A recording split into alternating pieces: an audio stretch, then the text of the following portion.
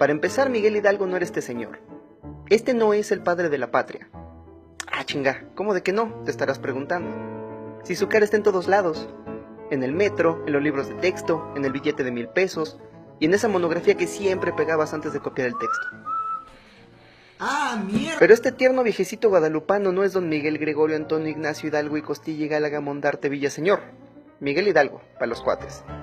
Tampoco este, ni este, ni este, uy, este menos, ni este.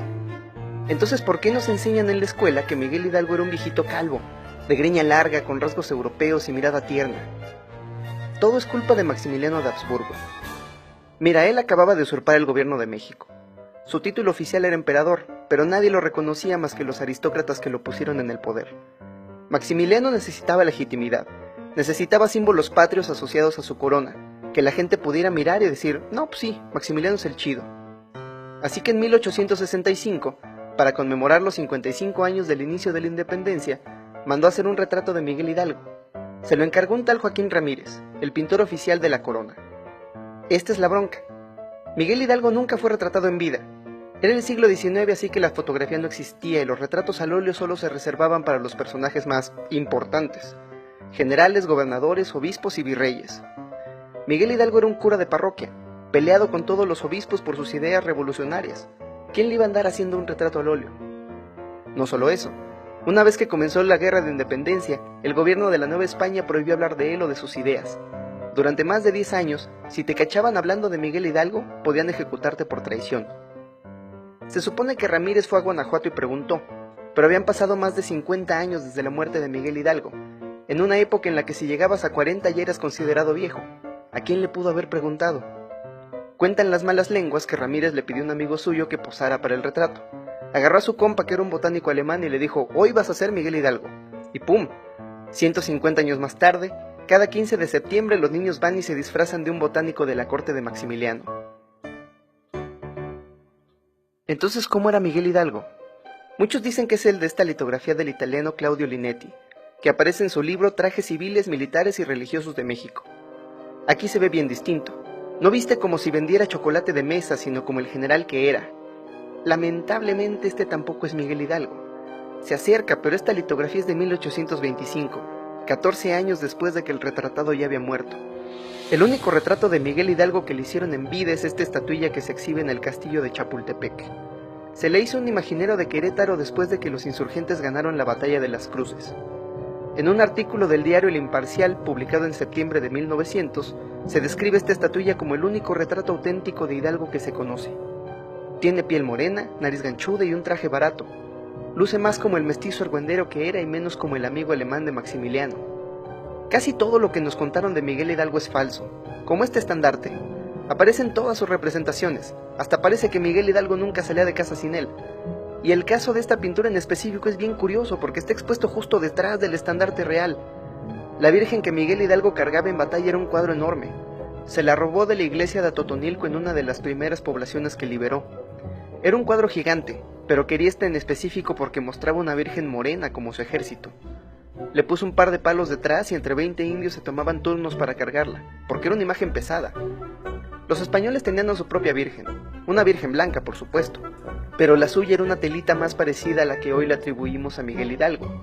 Cuando el ejército insurgente la veía decían, qué poca virgen tienen los españoles, qué poca madre, y de ahí viene la expresión. Ahí te va otra mentira de tus clases de historia que hasta el presidente se creyó. Mira este pobre señor, tirando gritos desde un balcón, tocando él mismo la campana. Nada pasó así. De entrada la casa de Hidalgo no tenía balcón. La primera arenga fue en el patio principal. Era de noche. Aldama y Allende llegaron bien preocupados porque ya les habían descubierto la conspiración. Uno decía, ya no hay que hacer nada, y el otro, Nel, hay que rebelarnos. Miguel Hidalgo les dijo, cálmense, vamos a tomarnos un chocolatito. Y de la plática surgió la famosa frase, pues no nos queda de otra más que ir a cazar gachupines. Y ahí, en el patio de la casa de Hidalgo, ocurrió la primera arenga, donde unas 50 personas se les unieron.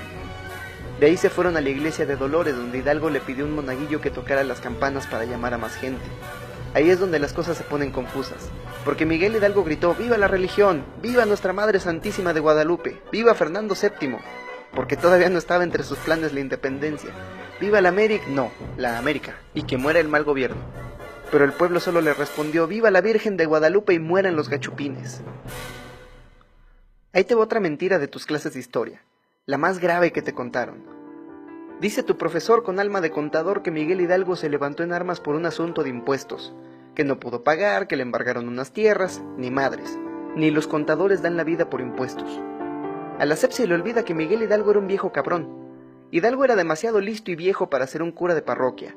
Estaba ahí porque siempre se estaba metiendo en pedos con sus superiores.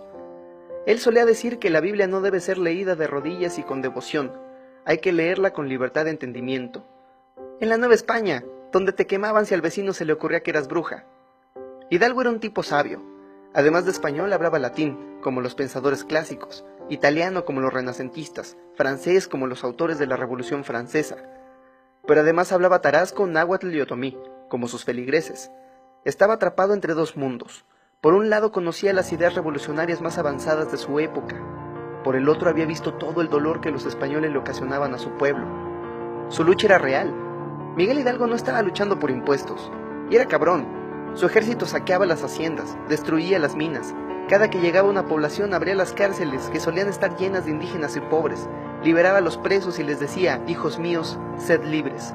Su justicia no es nuestra justicia. Se refería a la justicia del sistema, esa que te castiga por ser indio y por ser pobre.